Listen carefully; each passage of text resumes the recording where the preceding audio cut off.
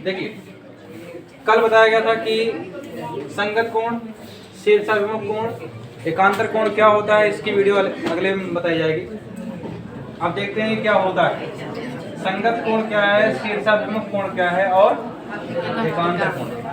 देखिए ये तीनों कोण बनते कब हैं और होता क्या है, जब दो समांतर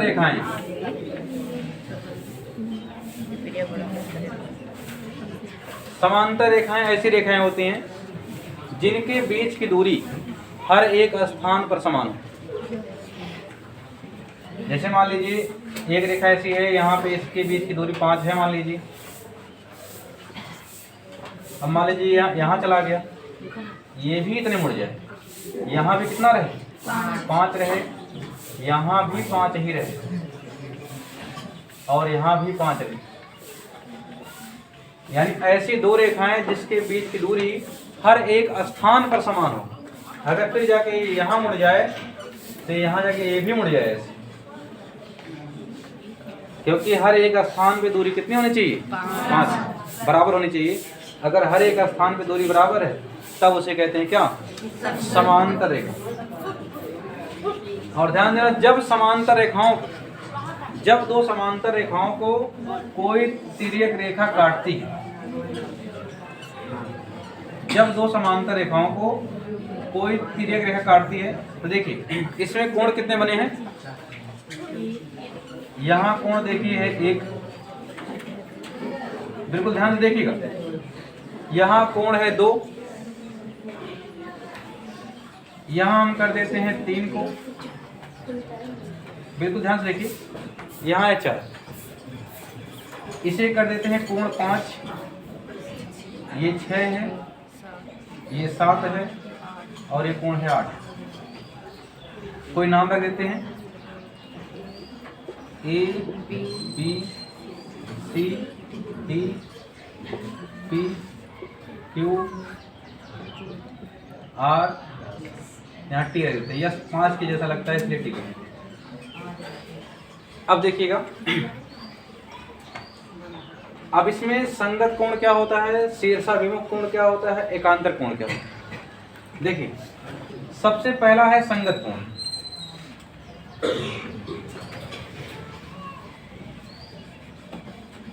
संगत का मीनिंग ही होता है साथ। संगत का मतलब साथ यानी कि साथी।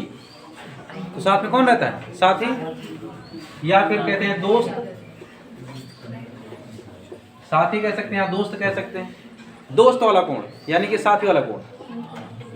देखिए होता क्या है, मान लीजिए अगर दो दोस्त हैं, अगर पहला दोस्त तो ऊपर की तरफ गया तो दूसरा दोस्त भी ऊपर की तरफ जाएगा।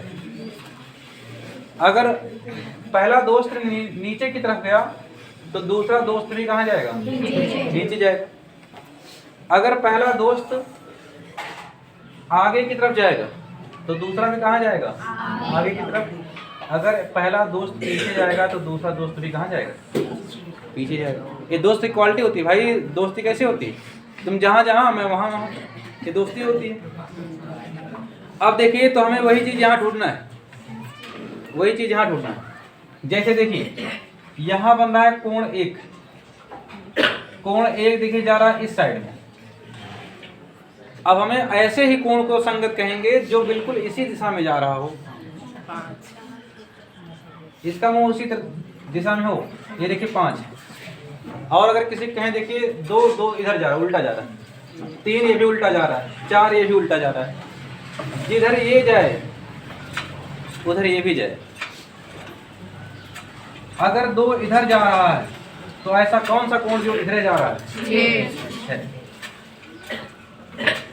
अब जैसे 3 नीचे की तरफ जा रहा है इस साइड में, तो ऐसा कोण तुम्हें ढूंढना है जो नीचे की तरफ जाए। ये इसका संगत हो गया। 4 का मुख इधर है तो 8 का मुख इधर। यानी जब दोनों के मुख एक ही दिशा में रहेंगे, जिधर ये जाए उधर वो जाए, तब जाके कहलाएगा संगत। तो कहेंगे संगत कोण कौन कौन से हैं। संगत कोण तो देखिए कोण 1 का संगत हो जाएगा कौन? कोण 5। कोण 2 का संगत हो जाएगा कोण 6। कोण 3 का संगत होगा और कोण 4 का संगत होगा कोण 8। क्लियर है? संगत कोण क्लियर है? राइट करिए इसको।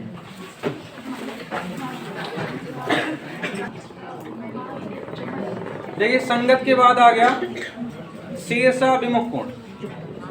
संगत कोण के बाद क्या है? शीर्षाभिमुख कोण। तो देखिए शीर्षाभिमुख का मतलब क्या होता है? एक शब्द यहां से हो जाएगा शीर्ष। शीर्ष का अर्थ होता है सिर। सिर का मतलब मुंडी, ठीक है। अभिमुख, एक शब्द है अभिमुख, इसका होता है मतलब उल्टा। क्या होता है? उल्टा, जिसका सिर उल्टा रहे। ऐसे कोण जिनके सिर कैसे रहे? उल्टे रहे। अगर एक इधर जाए तो दूसरा बिल्कुल इधर जाए। तो उल्टा का मतलब जान लीजिए बिल्कुल 36 का आंकड़ा रहे। 36 कैसे लिखा जाता है? देखिए यही तो होता है 36। अगर 3 इधर जा रहा है तो 6 इधर जा रहा है, ये जान लो दुश्मनी वाले कोण है। हाँ, नहीं कहते इन दोनों में 36 का आंकड़ा है, तो 36 का आंकड़ा यानी कि दोनों में दुश्मनी वाला रहे बिल्कुल। अगर ये इधर जाएगा तो अगर आप बिल्कुल उधर नहीं जाएगा, सीधा उल्टा जाएगा उसका, ये इधर जाएगा। अगर एक ऊपर जा रहा है तो अगला कहाँ जाएगा? नीचे जाएगा। अगर एक दाएं जा रहा है तो अगला कहाँ जाएगा? बाएं। मतलब सीधा सीधा उल्टा, जिसे कहते हैं 36 का आंकड़ा है। तो जिन कोणों में 36 का आंकड़ा रहता है उसे कहते हैं शीर्षाभिमुख कोण। यानी एक जहां जाएगा अगला पक्का वहां नहीं जाएगा, दूसरी तरफ निकल लेगा। अब देखिए जैसे एक इधर जा रहा है, अब आपको देख के बताना है कि इसका ठीक उल्टा कौन जा रहा है। 7 कहां पहुंच गए ये देख लो, बिल्कुल उसका सटा हो, ध्यान देना, उससे दूर नहीं हो। एक इधर जा रहा है, एक ठीक उसको उल्टा जा रहा है 3 की तरफ। 4 यहां जा रहा है इस साइड, इसका ठीक उल्टा कौन है? 2। एक 5 इधर जा रहा है, इसका ठीक उल्टा कौन है? 7। ये शीर्षाभिमुख है। 6 यहां जा रहा है ऊपर की तरफ, इसका उल्टा ठीक है, ये कहलाएगा शीर्षाभिमुख। यानी जब एक कोण दूसरे कोण का बिल्कुल ठीक उल्टा रहता है तब वहां क्या होता है? शीर्षाभिमुख कोण।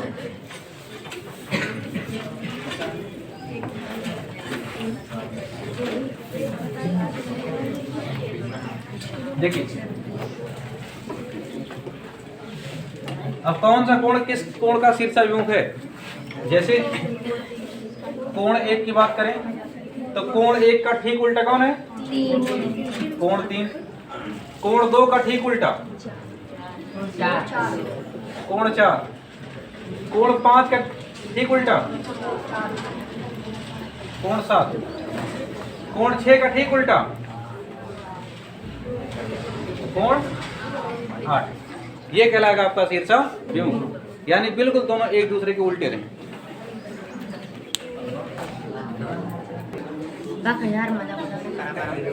देखिए अगला है एकांतर कोण। अब एकांतर कोण क्या होता है? इसके जब शब्द को देखेंगे लिखा गया एक धन अंतर।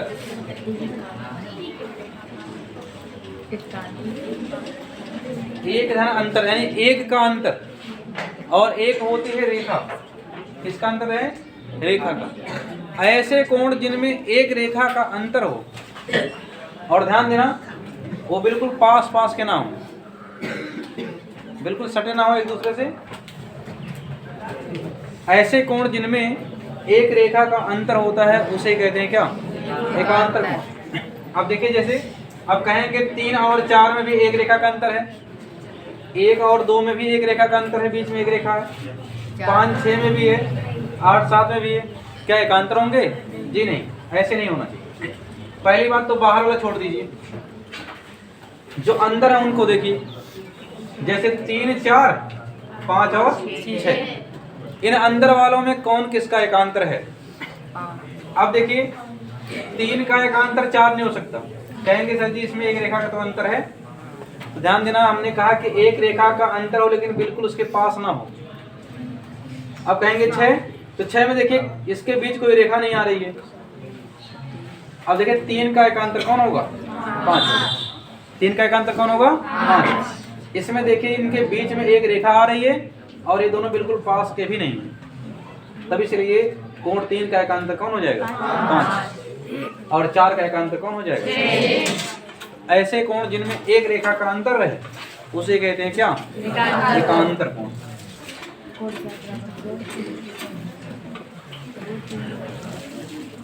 एकांतर कोण।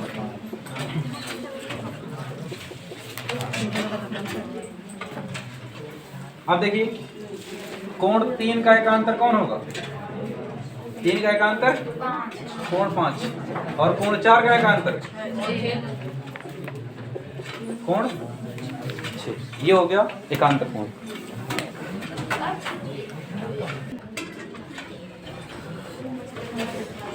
अब देखिए इसका लास्ट टॉपिक है त्रिभुज में।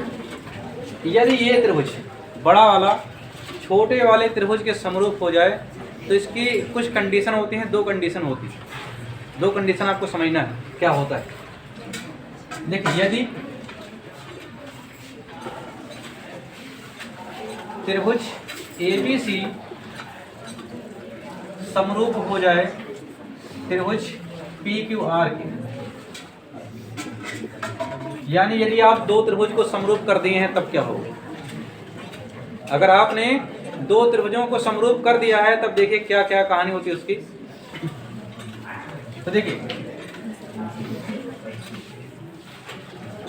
त्रिभुज ABC का परिमाप बटा त्रिभुज PQR का परिमाप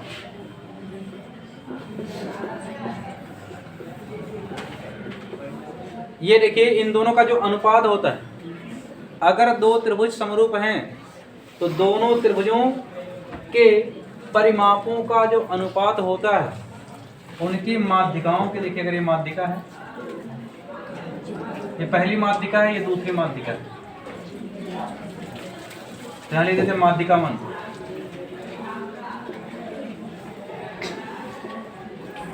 माध्यिका 2, इसके शीर्ष लंब अगर यहाँ शीर्ष लंब हो जाए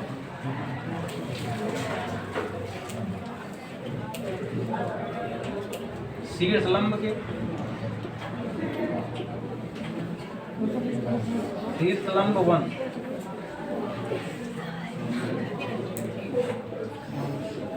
शीर्ष लंब 2 इसके कोण समद्विभाजक के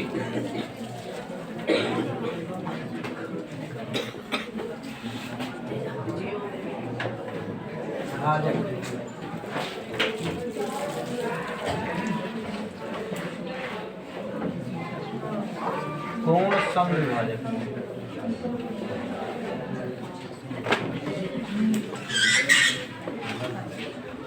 और इसकी भुजा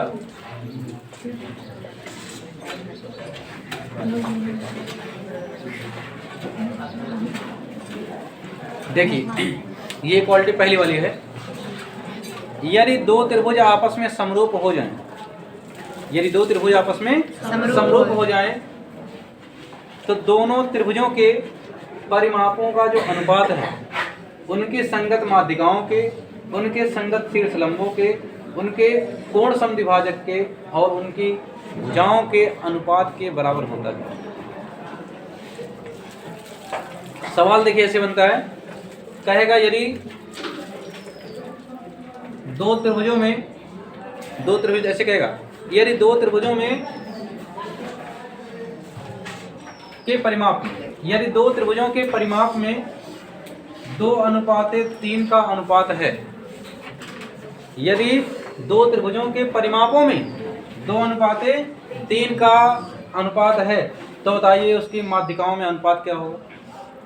या फिर पूछ लेगा उनके शीर्ष लंबों में अनुपात क्या होगा, या पूछेगा उनके कोण समद्विभाजकों में अनुपात क्या होगा, या पूछेगा उनकी भुजाओं में अनुपात क्या होगा। तो ध्यान देना, अगर परिमाप में अनुपात दिया है तो इसमें कहा जा रहा है कि जो परिमापों का अनुपात होता है सीधा सीधा बराबर होता है। क्या होता है? बराबर होता है। यानी अगर परिमाप में 2:3 का अनुपात है तो माध्यिकाओं में भी अनुपात कितने का होगा? 2:3 का। शीर्ष लंबों में भी अनुपात कितने का होगा? 2:3 का। कोण समद्विभाजक में अनुपात कितने का होगा? 2:3 का। और भुजाओं में अनुपात कितने का होगा? 2:3 का।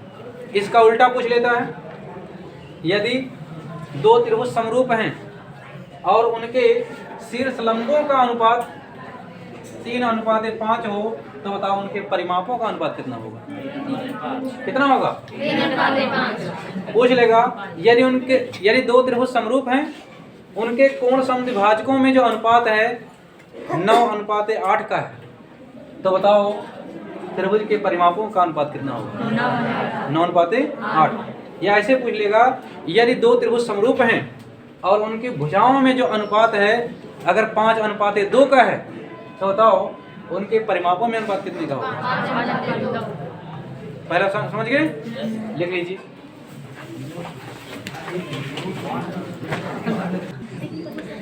देखिए एक पॉइंट इसमें और भी होता है, यदि ये वाला त्रिभुज ABC त्रिभुज PQR के समरूप हो तो पहला आपने देखा कि जो उनके परिमापों का अनुपात होता है उनकी भुजा के, उनके शीर्ष लंब के, उनके माध्यिकाओं के, उनके कोण समद्विभाजक के अनुपात के बराबर होता है। अब की बार ये पूछेगा कि यदि दोनों त्रिभुज समरूप हैं तो बताओ दोनों त्रिभुजों के जो क्षेत्रफल हैं उनमें अनुपात क्या होगा। तो देखिए यहाँ लिख दिए एरिया का मतलब हो गया क्षेत्रफल, यहाँ फिर AR एरिया यानी क्षेत्रफल। तो दोनों त्रिभुजों के जो क्षेत्रफल हैं उनमें जो अनुपात होता है इनके परिमापों के वर्ग के, इनकी भुजाओं के वर्ग के, इनके संगत शीर्ष लंबों के वर्ग के, इनके संगत माध्यिकाओं के वर्ग के, इनके संगत कोण समद्विभाजक के वर्ग के बराबर होता है, अनुपात के बराबर होता है। तो होगा यदि दो त्रिभुज समरूप हैं उनके जो क्षेत्रफलों का अनुपात होता है उनके संगत, उनके परिमापों के अनुपात के वर्ग के बराबर होता है, उनके भुजाओं के अनुपात के वर्ग के बराबर होता है, उनके शीर्ष लंबों के अनुपात के वर्ग के बराबर होता है, उनके संगत माध्यिकाओं के अनुपात के वर्ग के बराबर होता है, और उनके कोण समद्विभाजक के अनुपात के वर्ग के बराबर होता है। यानी जो अनुपात होगा वही अनुपात इनके वर्ग में होगा। बात समझे कि नहीं समझे? देखिए आप समझेंगे ऐसे, अगर कहा जाए कि दो त्रिभुज हैं, ठीक है, अगर दो त्रिभुज आपके समरूप हैं और उनके क्षेत्रफलों में अनुपात 16:25 का, किसमें अनुपात है? क्षेत्रफलों में। तो पहले का क्षेत्रफल और ये दूसरे का क्षेत्रफल, अगर दो त्रिभुजों के क्षेत्रफलों में अनुपात 16:25 है तो पूछ लेगा उसके परिमापों में अनुपात क्या होगा, उनके भुजाओं में अनुपात क्या होगा, उनके शीर्ष लंबों का अनुपात क्या होगा। इनमें से कोई पूछ सकता है। तो मान लीजिए इसमें कोई पूछ लिया, इसी में से कह दिया कि बताओ उनके परिमापों में क्या अनुपात होगा। तो हमने यहाँ क्या लिख दिया, परिमाप 1 परिमाप 2 इसका वर्ग, क्योंकि जो क्षेत्रफल का अनुपात होता है उसके परिमाप के वर्ग के बराबर होता है। अब इधर स्क्वायर है, इधर आएगा रूट 16/25। यहाँ क्या हो गया, चलिए हो जाता है। यहाँ परिमाप 1 क्या बचा, परिमाप 2। अब निकाल लीजिए 4:5। है समझ में? अगर क्षेत्रफल में अनुपात इतना है तो परिमाप में अनुपात कितने का होगा? अच्छा कह देता अगर भुजाओं में अनुपात तब कितने का हो जाता? तब भी कितना आता? अगर कहता शीर्ष लंबों में अनुपात बताओ? अगर कहता माध्यिकाओं में अनुपात? कोण समद्विभाजक में अनुपात? इसी का उल्टा ही पूछता है। अब कह देगा यदि दो त्रिभुज समरूप हैं उनके भुजाओं में जो अनुपात है, कहेगा भुजाओं में अनुपात 9:12 का है। ठीक है 13 कर देते इसको थोड़ा सा, 9:13। यदि दो त्रिभुज समरूप हैं और उनकी भुजाओं में अनुपात कितने का है? 9:13 का अनुपात है, तो बताओ उनके क्षेत्रफलों में अनुपात कितने का होगा? देखिएगा तो हम जानते हैं कि जो भुजा का वर्ग होता है, जो क्षेत्रफल का अनुपात होता है उनकी भुजाओं के वर्ग के बराबर होता है ना। तो क्षेत्रफल पहले का और क्षेत्रफल दूसरे का क्या होता है? जो भुजा होता है उसके वर्ग के बराबर होता है। तो भुजा 1 भुजा 2 इसका वर्ग कर दीजिए, कितना होगा? 9/13 का स्क्वायर 81/13 में 169। बात समझे कि नहीं?